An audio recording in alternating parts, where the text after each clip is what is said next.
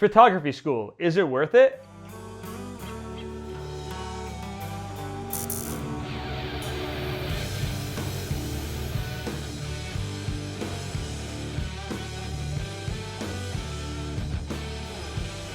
All right, welcome back to our next episode of Photography After Hours. Stretch. I know, they never reach over here. We always gotta reach over there. Oh, we got fizzles.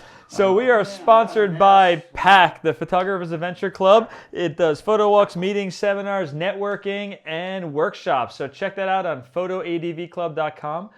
We forgot last time, I'd like to introduce everyone. This is Scott, my name is Nick, Sprague, and Susie. So we are the After Hours crew, and we are going to be talking about photography degrees versus experience and what is better. So when I start, I always start with Sprague. When Susie starts, she always starts with me. So I'm going to start with Sprague. So Nobody what do ever you think? starts with me. I feel We started with you once. I feel put upon. You know, We always put it all down on you, so it's all on you. You have 30 seconds. Is it worth it? well, no, but see, I have this problem because I'm not real good at reading because I can only go so long before my lips get tired. So formal education's not really for me. But Spoken by a pilot. yeah, terribly. Yeah, that's right. Yeah, I went to school to learn how to fly airplanes, and so and I think that probably it is. It's a good credential to have, and I think that. Particularly now, there's a lot technically that's involved, and I think it can do nothing but help you. But still, I mean, for me, it was basically a hobby, and there was a lot to learn. But I had time to learn, and it was a lot of fun. And I probably made a lot more mistakes along the way than somebody who was vocationally trained. Sure. Well, I know Scott had actually gone to school here for photography in college, right? That you actually did that. So tell us a little bit about your experience and the benefits that you think you got versus maybe how it stifled you a little bit. Well, as far as going back to making mistakes, we still make mistakes. Still made tons of mistakes. School doesn't really help with not making mistakes, but in fact, you learn more from your mistakes than you do from actual instruction. But yeah, I got my minor in photography. It was one of those things back at the time when I kind of had to. But I've learned a lot of knowledge about photography, and some of that knowledge becomes relevant to what I do now, but a lot of it doesn't. This was a long time ago. I don't want to say how long, but it was pretty old. So. It was the film days. That's like those little cards. Yeah. Right? Way back in the film days. Those little cards you put inside the camera, right? Film. Yeah, film. It's not like it was daguerreotype, however you say that. I mean, it was film. But I mean, we spent a lot of time in the dark room, which is pretty much irrelevant now because I don't even think I've been in a dark room in a long time. So turn these lights off and we could just sit here. we in can the just dark sit here in the room. dark. But it did. What I learned in school was valuable at the time, but I look back at what you can learn today, and today you have so many resources available to you now that we didn't have back then, that you can really learn just about anything you want as long as you have, you actively pursue that knowledge. You can learn it, and you can do it on your own time, and your learning curve just accelerates tremendously because of what's available. Internet, particularly YouTube, things like that. You can, but also, from, being in communities like we have and going to other workshops and other things, that stuff is more valuable. What I wish that I learned in school that I didn't are things like, they teach you how to operate in a camera, they teach you how to expose an image, they teach you how to develop it, and that's all great, but they don't teach you how to run a business. They don't teach you how to, How to actually make money. how to actually make money doing this. And that's why I think that, and it's probably not going to be that popular of an opinion, but I don't think a photography degree is that useful. If you want a job in the industry that is specifically focused on photography, that degree is going to help you. But most of the successful photographers that I know or have met majored in business. They got business degrees, and most of the most creative people that I know and have met are either self-taught. A lot of them don't have any degree, or they studied the arts in general. So they studied composition, lighting, things like that from any artistic perspective, fine art and not stuff. necessarily photography. I agree with that. Business, I actually majored in psychology, and it's very closely related to business. You know, my business class and psychology classes talked about the same stuff of how people buy and react and all of that. And I'd be sitting back there. I built my whole prior business on entertainment and photography based on stuff. I'd sit there and hear something like, oh, it's a great idea. And I'd like be jotting stuff down, not really paying attention to what my exam was about, but how can I apply this right now and make money with it? So I was always forward thinking of how to actually monetize stuff. So Sprague, do you think having perfect technical skills at school is important, or getting out there and just doing it and second shooting like we talked about a few episodes ago, or practicing or learning it, getting your hands dirty? Do you think that's going to be more useful down the road? Well, I think you have to have the rudimentary skills just to get out there. I mean, if you don't know the basics of aperture, shutter speed, ISO, and how to focus your camera and how to track and focus and things like that, then you're just not going to have particularly good time. And the other thing that you need to put together right away is a way of post-processing it. You know, once you've taken the images, and a way of cataloging it, and all of that homework has to be done first before you get out and shoot, because otherwise you come home and you've got your card and you dump it and you just don't know what to do. So you should have a computer science degree first. Absolutely, yeah. Wait, you almost have to. I mean, most of photography is not even in the I camera. mean, most of it's like, I'm having a conflict with this driver, it won't install. Yeah, you just be like, yeah, piece of crap work, So, yeah, I'm gonna shot put you in the pool, and just heck with it. But yeah, then I think you have to have a bit of an artistic bent to really take good pictures. And once you've mastered the technicals, then and you can do that. You can master the technicals and take terrible pictures, because there's just nothing about it that's really very interesting.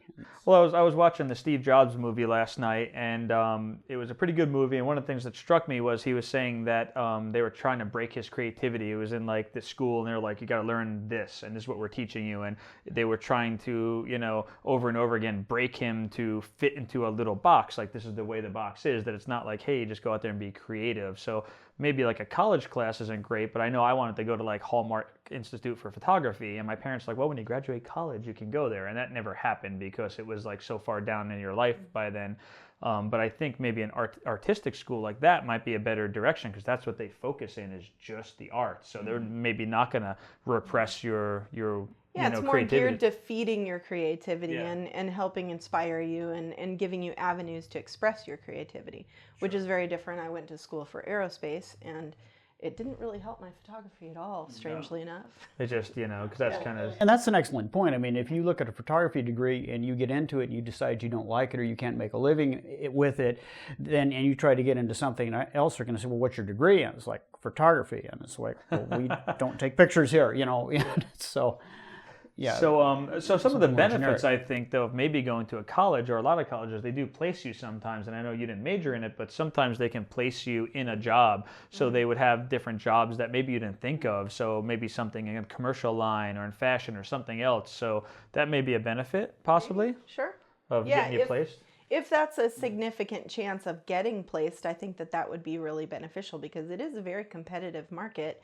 It's real hard to find pure, just photography jobs that I think are your primary income. There's tons of them out there. It's There's so such a saturated. wide, but there's such a Yeah. wide market from, we just think of photography or events or fine art, but there's hundreds of thousands of jobs out there that are all these niche markets. Sure, catalog photographers and events Everything. or Well, the corporate thing- photographers. Like Larry just does like rings, like it Yeah. takes 50 pictures of one ring. There's so many different niches out there. The thing about being a photographer is you have to really, really want to be a photographer, because it ain't easy.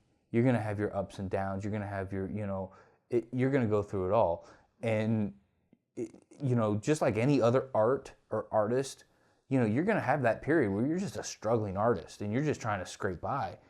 And eventually you end up getting to a point where it's like, okay, I can make do with what I have. But you have to really, really want it, because nothing is ever given to you. I mean, you gotta hustle it, you gotta fight it. I mean, it's Well, you need passion with any You have job. to have If passion you don't for have it. passion, you're just wasting your time spinning your wheels. I don't care if you're flipping burgers. If you're not passionate about it, Right. you have nothing. You're just doing a job. Then you're not doing something that feeds your inner life. right. And the other thing is that as a photographer, most photographers, they're independent. They make their own schedule. They find their own work. They're freelancers. They are their own boss. I used to do the whole 9 to 5 corporate thing, work in an architectural office. I knew that all I had to do was show up, do my job, I get a paycheck, and it was easy. But, there's issues with that I'm not going to get into right now. But We're all in therapy for our 9 to 5 jobs in a previous life. I Right? have no idea what that is. And architecture's not I still have particularly one. easy either. That's a Yeah, tough profession. but I like my job, so. you have to really actively pursue this career. And the way you do it, I honestly think that the best way to do it is just to get out there and do it. Well, Joel Grimes talked about that in all the seminars he spoke for about PAC, about you have to just keep calling, and then you get hung up on and keep calling, and you have to be able to take rejection and everything. But I don't want to get too far off in the weeds with that, because that's a whole nother topic we'll have when we have Joel come in here. So business skills we talked about. Where else can you learn a camera? You mentioned YouTube, and I don't think that's always the best resource. YouTube, Yeah. everyone says go to YouTube, it's free, but I've seen so many bad YouTube videos. I'll go try to, hey, how do you replace the sky in Photoshop? And there's 40 videos, and I still don't know how to replace the sky because they're all wrong sometimes, Yeah. or they tell you that's an old version. So I don't know if that's the best resource. You for know, people out some there. some people can learn that way, some people can't. I think there's a lot of people who need to have that one-on-one. Not that I can't learn that way. I can learn visually, but they're wrong sometimes. Yeah, They're well, bad teachers that sometimes just the go out information there. is incorrect, right? Yeah.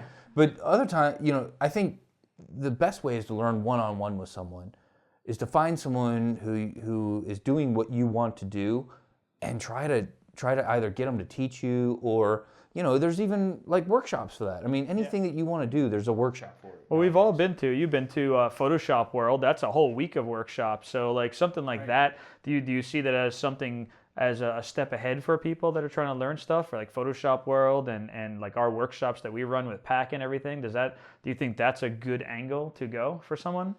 Yeah, I think that you probably are better off, at least I was, having somebody sit down and show you how it works. Because a lot of times, particularly when you're looking at videos for processing, their screen's not set up the same way that yours would be. Particularly in Photoshop, there are different ways you can configure the it. So different you're options. trying to follow somebody on a video and you can't figure out why it's not working. It's simply because it's not configured the Or if they same way. miss a step and you're like, it didn't work, and then you can't just say, hey, it didn't work. Like when Susie teaches Photoshop, they can just raise their hand and say, come over here. But if it's like someone online, you're like, okay, I did exactly what they said and nothing happened. And then you're like, what's wrong? And it drives me nuts. And you're like, I'll find a different video. And Well, it's not just that, but I mean, just think about the cameras that we use. I mean, we both shoot with the same exact identical camera, but your camera's goofy, man. It's like you've got it all set up, like configured for me, yeah. for you. exactly. Well, I've you got mine that's reconfigured my configured camera for about mine. 6 months ago, and I couldn't take a picture with it for a I month. was wondering why It your was like, photography got better. Yeah, All of a sudden. it was I was like, like- wow, Spring's it was really like, good. wow, and it's like, where did it go? Button autofocus. Yeah, just Yeah. whoop, whoop, whoop, whoop, Yeah, he you messed know. my camera up too. All the menu was on the other day. I'm like, what's I've going messed on? up everybody's cameras. Yeah, I punched the shutter button and the lens fell off. It's like, But like you disaster. try to learn from like someone. They're like, oh, do this, do this, do this, and you're like, well, my camera's set up this way. Yeah. It's kind of So, anyways, that's. So as we wrap up, do you feel workshops are maybe a fast track to, because they're personal experience, to getting there instead of going to a whole semester or a year or 4 years of school? it's definitely a good start. And I think that you should start very, very basic. Like, for basic photography, I think, you can learn very quickly how to set the basic settings. And then a good Lightroom course, I think, which is where most people are going to eventually land. just learn how to set it up, get pictures in, and do some basic processing, and do something with them. And then once you've got that, then you can advance, and then stuff at Photoshop World and places like that starts to make a little bit more sense. But when I first got into Photoshop, they're in showing me how to process a picture, and I couldn't figure out how to get the picture into into Photoshop, To even get there. what the file extension meant, and why I couldn't get it into a layer, and why I couldn't compress it and get it back out. So and none of this that they were doing did me any good until you know the fundamentals. So that's really important, and you have to understand a lot of those programs. There's an assumption of knowledge that may not be there for a lot of people. So it's really important to get the basics down. So as we wrap up here, do you think photography degree or experience is better route? I think everyone should join a photo club. And That was like a Pepsi can. Like they paid for the. join a photo club. No, join any should photo I club. join? Local photo club. Get to know people that you can work with and learn with. But join a photo club, study art, degree in business, and make friends with the computer geeks. Photo degree like you did, or experience, or a little both? I would say actually experience trumps the degree, because not that my experience in school was a bad one. It's just that once you get out on your own, you learn more on your own than you ever did in school. Sure. And My dad so- always said that too. He would retrain everyone. Yeah. He was an electrician. He'd retrain people. Like, all right, forget everything you learned in school. We're going to do it the practical way that actually works. So, Right. you have the skills, but then My whole philosophy is kind of similar. School prepares you for on-the-job training. All right, so we are out of time for this episode. So put your answers down in the little box down there with the little comments. We want to hear what you have to say. If you've gone to school, tell us if it's helped you, hindered you in any way. And we'll see you in the next episode. And thank you very much. Cheers. Cheers. You gotta reach. Oh, there we go.